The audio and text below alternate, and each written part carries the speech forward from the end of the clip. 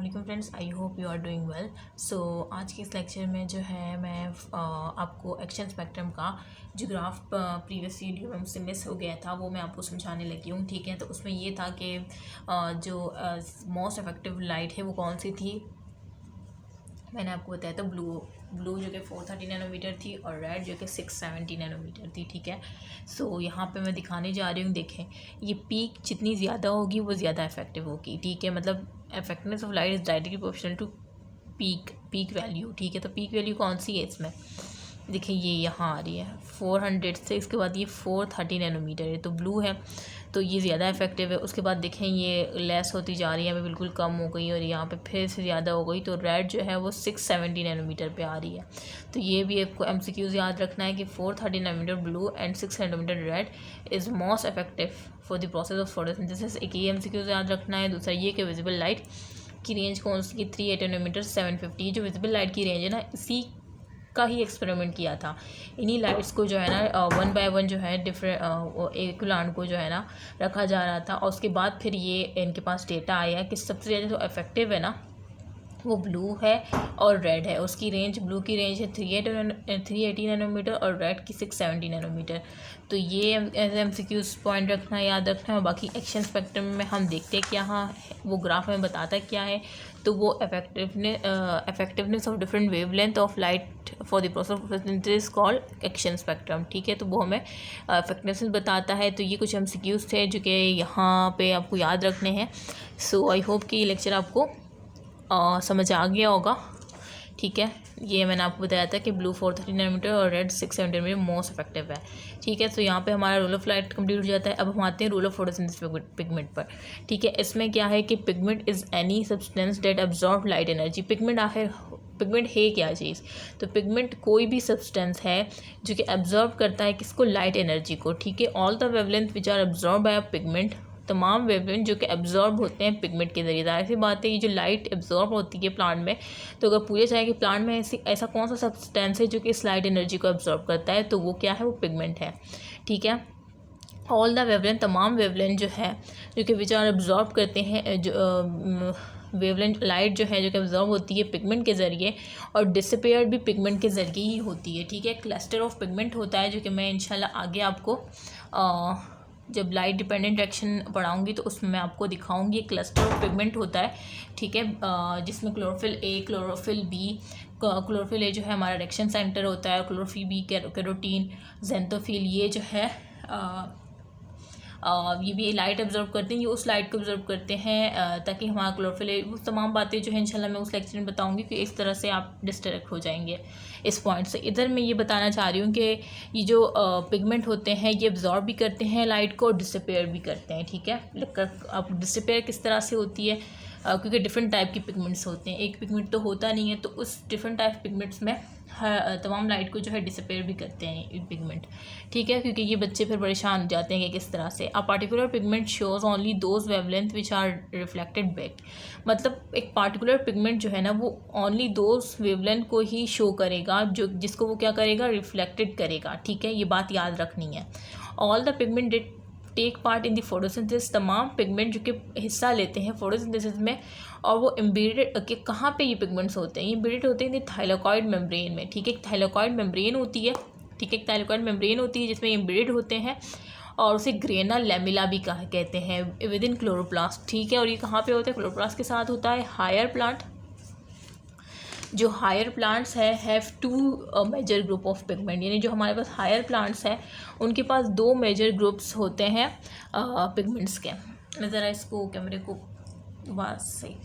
ठीक है, higher plants के पास जो है ये याद रखना है कितने मेजर ग्रुप्स होते हैं पिगमेंट्स के, 2।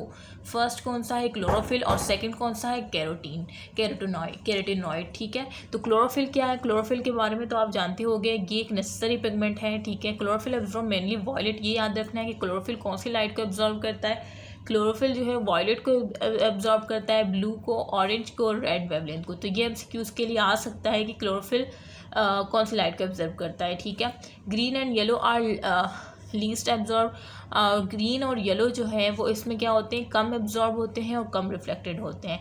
2 मेजर टाइप्स ऑफ क्लोरोफिल। अब क्लोरोफिल की भी टाइप्स है, इसमें 2 मेजर टाइप्स है क्लोरोफिल की, chlorophyll A, chlorophyll B. Chlorophyll A जो है वो ब्लूइश ग्रीन पिगमेंट है, ठीक है। कौन सा? Bluish green pigment. ये आपको मस्ट याद रखना है, जो कि found in all photosynthetic organism except photosynthetic bacteria. ये भी आपको याद रखना है कि क्लोरोफिल एक ब्लूइश ग्रीन पिगमेंट है। ये जो मैंने पेंसिल से अंडरलाइन किया है इसका मतलब ये आपको याद रखना है, ठीक है। और ये जो है तमाम फोटोसिंथेटिक ऑर्गेनिज्म में मिलाएगा सिवाय किसके? बैक्टीरिया के। ये मस्ट याद रखना है, एमसीक्यूज में आ सकता है point. Chlorophyll B is yellowish green. और क्लोरोफिल बी कौन सा है कि येलोइश ग्रीन पिगमेंट है, जो कि सिर्फ आपको मिलेगा photosynthetic which also found in all photosynthetic organism except brown, red algae and photosynthesis bacteria. तो ये क्लोरोफिल बी के लिए आपको याद रखना है कि ये येलोइश पिगमेंट है और ये भी तमाम फोटोसिंथेटिक ऑर्गेनिज्म में होता है सिवाय किसके? ब्राउन, रेड एल्गी और फोटोसिंथेसिस बैक्टीरिया के लिए, ठीक है। ये सिवाय बैक्टीरिया में, और यहाँ पे ब्राउन रेड एल्गी भी आ जाती है और बैक्टीरिया भी, ठीक है। Algae also have some other form of chlorophyll. अब एल्गी जो है उसके पास मतलब दूसरे क्लोरोफिल भी होते हैं दूसरे किस्म के। वो उसमें क्या, कौन सा? Chlorophyll C, chlorophyll D, chlorophyll E. While photosynthetic bacteria have yet another type of chlorophyll. जबकि क्लोरोफिल बैक्टीरिया के पास वो फोटोसिंथेटिक बैक्टीरिया के पास अपना एक क्लोरोफिल होता है जिसे बैक्टीरियो क्लोरोफिल कहते हैं, ठीक है। जबकि एल्गी के पास इस मुख्तलिफ टाइप्स के होते हैं, क्लोरोफिल सी, डी, ई। तो ये बातें हैं जो कि आपको पता होनी चाहिए। और उसके बाद आता है molecular formula chlorophyll A and B. अब ये मॉलिक्यूलर फार्मूला आपको याद रखना है क्लोरोफिल और बी का। ये बहुत कॉमन एमसीक्यूज के तौर पर आ जाता है। क्लोरोफिल ए का फार्मूला C55, ठीक है, H72O5N4 मैग्नीशियम।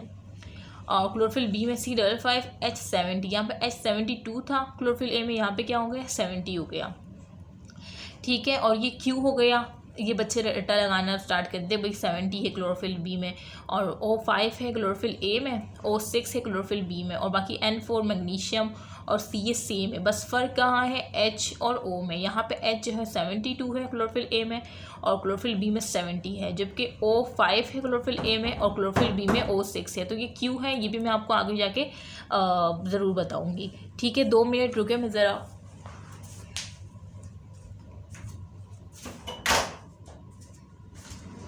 अच्छा। तो यहाँ पे जो है a molecule of chlorophyll consists of a head and 2 tails।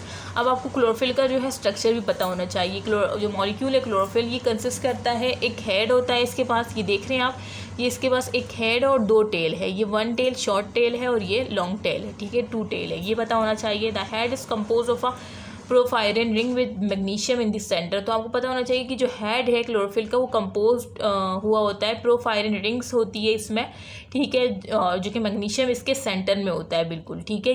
ये बात आपको मस्ट पता होनी चाहिए क्योंकि ये आ सकता है एमसीक्यूज में कि the head of chlorophyll is compose of which type of ring. So अगर आपने जो है वर्ड टू वर्ड समझा होगा, वर्ड टू वर्ड बुक की लाइन को रीड किया होगा, और ये जो चैनल है आपका डॉक्टर दीना वसीर अकेडमी, और भी कहीं भी वर्ड टू वर्ड और लाइन टू लाइन नहीं समझाया जाता क्योंकि वो आपको इस काबिल समझते हैं कि आप खुद रीड करें।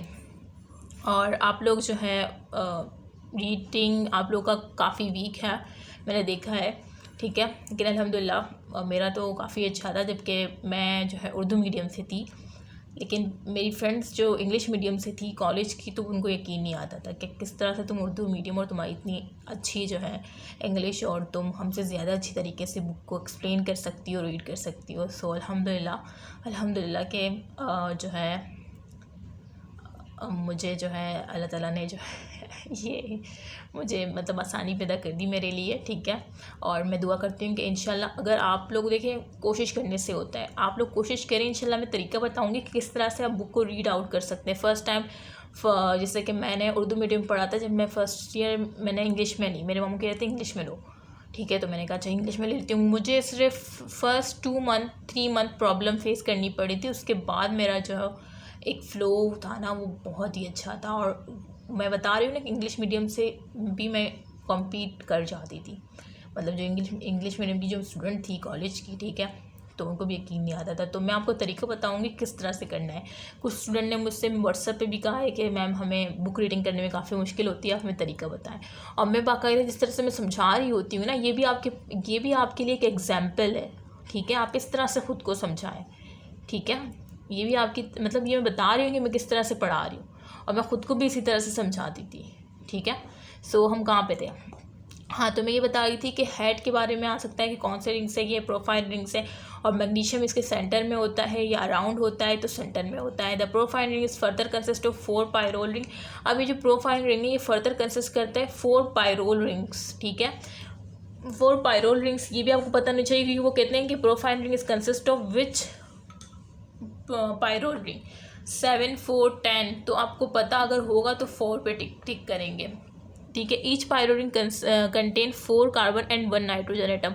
और फिर जो पायरोल है, पायरोल रिंग जो कि प्रोफाइल रिंग कंसिस्ट करता है 4 पायरोल रिंग। अभी पायरोल रिंग किस से जो है किस पे कंटेन करता है? इस 4 कार्बन होते हैं इसके पास और 1 नाइट्रोजन एटम पर ये रिंग कंटेन करती है। ठीक है, nitrogen atom of pyrrole ring interact with central magnesium atom. अभी जो नाइट्रोजन एटम है पायरोल रिंग का, ये इंटरेक्ट करता है जो सेंट्रल मैग्नीशियम एटम है उससे। ठीक है, the pyrrole ring also contain different groups around them. और जो पायरोल रिंग है और डिफरेंट ग्रुप्स जो है अपने अराउंड जो है वो फेस करता है। The only difference between chlorophyll A and chlorophyll B.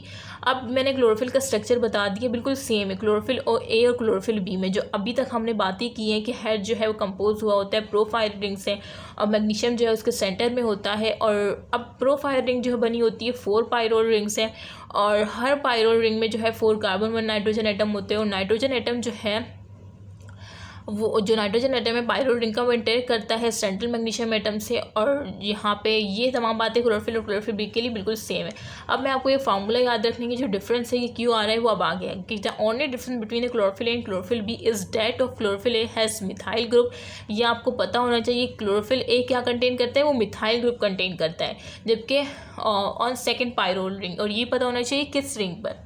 Second pyrrole, क्योंकि एमसीक्यूज में आ सकता है कि मिथाइल ग्रुप किस पायरोल रिंग पे कंटेन करता है, 3rd, 4th, 2nd। ठीक है, तो सेकंड पायरोल रिंग पे कंटेन करता है। वेयर क्लोरोफिल बी, जबकि क्लोरोफिल बी के पास कौन सा ग्रुप होता है? एल्डिहाइड ग्रुप होता है एट दिस पॉइंट, मतलब इसी सेकंड पायरोल रिंग पे ही होता है। ठीक है, ज़रा ये बार बार मुझे स्टैंड को फिक्स करना पड़ता है, क्योंकि जाहिर सी बात है बुक के पेजेस जो है ना वो इधर उधर हो जाते हैं, तो फिर मुझे बार बार मुझे ये स्टैंड को फिक्स करना पड़ता है। अब मेरा मोबाइल, पता नहीं मेरे मोबाइल की स्टोरेज इतनी कम क्यों हो रही है, आई डोंट नो, बार बार जो है बीच में ही वीडियो स्टॉप हो जाती है। अच्छा, तो क्लोरोफिल बी में कौन सा ग्रुप कंटेन करता है? एल्डिहाइड ग्रुप कंटेन करता है दिस वन, मतलब सेकंड पायरोल रिंग पर ही।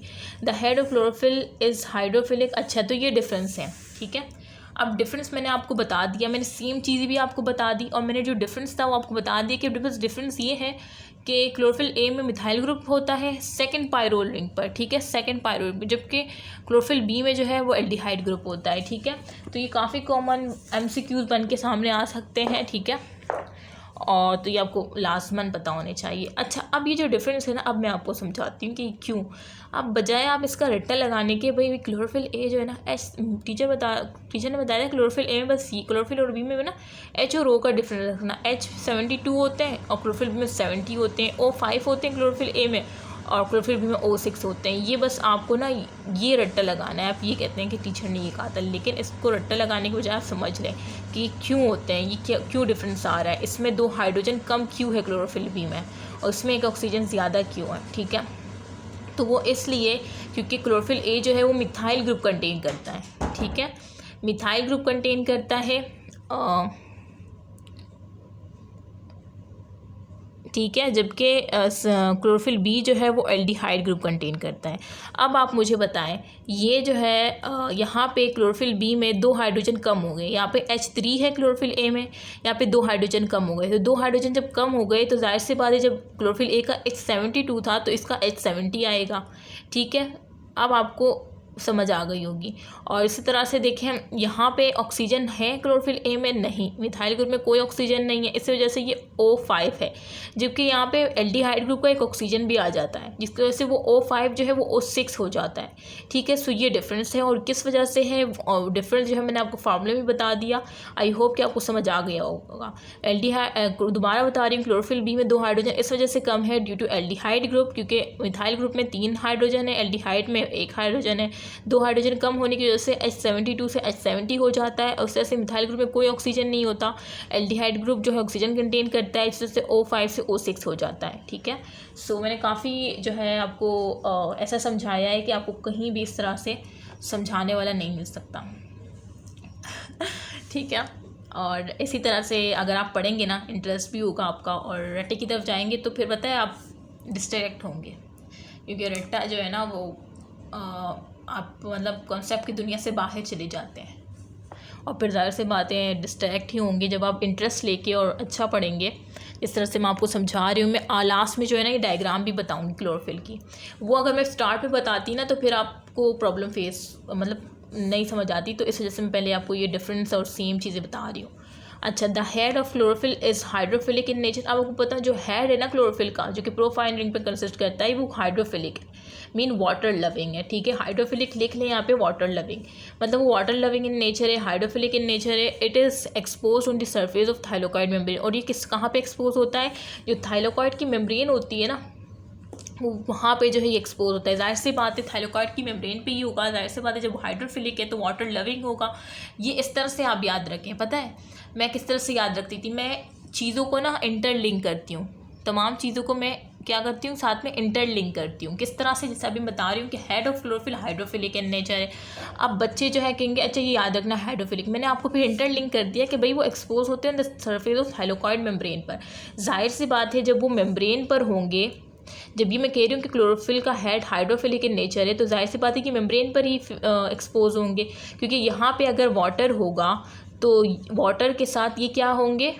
इंटरेक्शन होगा। जाहिर सी बात है इनका जब एक्सपोज है ये मेम्ब्रेन पर तो वाटर के साथ भी इंटरेक्शन है, तो इस वजह से ये हाइड्रोफिलिक इन नेचर जो है कुदरत ने इसको बनाया है ताकि ये वाटर लविंग हो। ठीक है, ना कि वाटर हेटिंग हो, ताकि ये वाटर लविंग हो और वाटर के साथ एडजस्ट कर सके। ठीक है, इस तरह से एक घर में जो है ना कहते हैं कि एडजस्ट करके रहो, मतलब प्यार मोहब्बत से रहो। तो इस वजह से अल्लाह ताला ने कहा कि प्यार मोहब्बत से रहे वाटर और ये क्लोरोफिल का हेड जो है, इस वजह से अल्लाह ताला ने क्लोरोफिल के हेड को हाइड्रोफिलिक इन नेचर कर दिया कि ये खुश व खुर्रम जो है इसके साथ रह सकें। ठीक है, सो इस तरह से मैं चीज़ों को लिंक करके शुरू से ऐसी चीज़ों को लिंक करके याद करती हूँ, और अब आपको इसका भी रट्टा लगाना नहीं पड़ेगा। अच्छा, it is a light absorbing part of chlorophyll, और ये लाइट एब्जॉर्बिंग पार्ट है जो मेम्ब्रेन है। जाहिर सी बात है फर्स्ट जो लाइट आएगी हमारे पास, ये हमारे पास सन है। ठीक है, और ये जो है लीव है, और लीव के अंदर जो है हमारे पास ये क्लोरोफिल है। तो फर्स्ट जो लाइट आएगी वो इस मेम्ब्रेन पे ही टकराएगी ना, और फिर अंदर जाएगी। इस तरह से हम घर में आते हैं तो हम गेट से अंदर आते हैं ना, गेट जो है हमारा फॉर एग्जांपल मेम्ब्रेन है, एक बाउंड्री है ना घर की, तो हम उस एक बाउंड्री जो है घर की दीवारें जो है उसमें एक दरवाज़ा है, हम उसके अंदर एक पार्टिकुलर गेट कह लें, ठीक है, या होल कह लें, उसके अंदर हम आते हैं। डायरेक्ट आसमान से टपक पड़ते हैं नहीं ना। तो ये जो लाइट एनर्जी है ना वो मेम्ब्रेन से हो के अंदर आती है। तो जाहिर सी बात है ये हमारा एब्जॉर्बिंग पार्ट है। क्लोरोफिल का जो हेड है वो हमारा एब्जॉर्बिंग पार्ट है। चलो ये भी मैंने समझा दिया। मैं इस तरह समझाती हूँ कि आपको रट्टे की तरफ नहीं लेके जाती। The two side chains in the chlorophyll molecule are called tails. और जो टू साइड चेन है द क्लोरोफिल मॉलिक्यूल में, जो मैंने आपको डायग्राम में बताया था, वो टेल्स कहलाती हैं। Side chains are phytol and methyl ester, और जो साइड चेन है फाइटोल और मिथाइल ईस्टर पर है। The chlorophyll tails are hydrophobic in nature, और जो क्लोरोफिल टेल है वो हाइड्रोफोबिक इन नेचर है। हाइड्रोफोबिक भी लिख लें, वो हाइड्रोफोबिक होता है वाटर हेटिंग। ठीक है, मतलब वो वाटर के साथ रहना पसंद नहीं करता, और जब वो रहना पसंद नहीं करता तो अगर हम वाटर को इसको साथ में डाल देंगे तो आए दिन इनकी लड़ाई होती जाएगी। ठीक है, जिस तरह से दो लोग अगर एक दूसरे को नहीं पसंद करते, एक साथ नहीं रहना चाहते, तो अगर उसको आप एक रूम में एक घर में डाल देंगे तो रोज़ाना जो है उनकी लड़ाइयाँ फेस करनी पड़ेंगी। ठीक है, तो जैसे कि क्लोरोफिल टेल जो है वो हाइड्रोफोबिक इन नेचर है, मीन ये वाटर हेटिंग है, इसको वाटर से नफरत है। तो they are embedded into the thylakoid membrane, तो इस वजह से ये जो है थाइलोकॉइड मेम्ब्रेन के अंदर होता है। ठीक है, ये इनकी जो टेल्स होती है वो थाइलोकॉइड मेम्ब्रेन के अंदर होती है, क्योंकि ये वाटर से बहुत ज़्यादा नफरत करता है, इस वजह से वाटर को देखना नहीं चाहता, इस वजह से अंदर रहता है। वाटर तो बाहर है ना, and serve to enter the chlorophyll molecule in the membrane. ठीक है, सो इस तरह से मैंने आपको पूरी कहानी की तरह समझा दिया। ठीक है, आई होप कि आपको समझ आ गया होगा। मैं अब आपको जो है ये डायग्राम दिखा देती हूँ इसकी। अब देखें इसमें जो है, मैं थोड़ा सा इसको जूम कर दूं, इतनी ब्लर क्यों आ रहा है।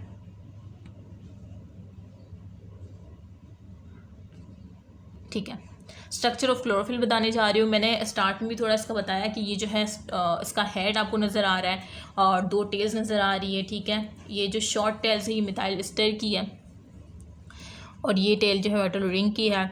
और इसमें जो है यहाँ पे आपको जो है ये एक तो मुझे भी मोबाइल की स्क्रीन से नज़र नहीं आ रहा, क्लोरोफिल ए और बी में डायरेक्ट जब आपको पढ़ाती हूँ ना तो डायरेक्ट बुक ले के समझाना स्टार्ट कर देती हूँ। और ये यहाँ पे हमारे पास आ जाता है रिंग स्ट्रक्चर हेड। ठीक है, एब्जॉर्ब लाइट, जाहिर सी बात है जो मैंने कहा कि एब्जॉर्ब करेगा लाइट। और यहाँ पे जो है मैग्नीशियम सेंटर में पाया जाता है और ये हमारे पास है